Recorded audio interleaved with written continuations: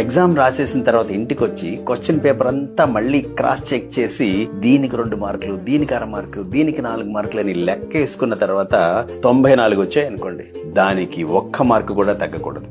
ఎక్కువేమీ అక్కర్లేదు. అసలు ఎగ్జామ్స్ లో ఆన్సర్స్ రాస్తే ఎలా ఉండాలో తెలుసా? ఆ పేపర్ కరెక్ట్ చేసే ఇవాల్యుయేటర్ కి మా అమ్మాయి మా అబ్బాయి ఇలా రాస్తే బాగుంటుంది అనిపించాలి.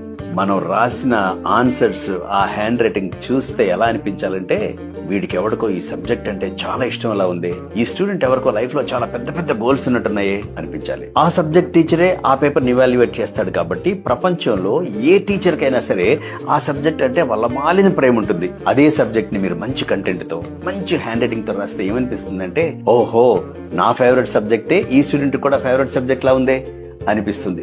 ఫైనలీ మార్కులేని జబ్బుల నుంచి ఇచ్చే డబ్బులు కాదు కదా. ప్రపంచంలో టీచర్స్ అంతా చాలా కైండ్ హార్టెడ్ ఉంటారు కాబట్టి మంచి కంటెంట్ తో, చక్కటి దస్తూరితో 1 మార్క్ ఏంటి 1/2 మార్కు కూడా తగ్గకుండా ఆన్సర్స్ ని ప్రజెంట్ చేయండి. Wish you all the very best.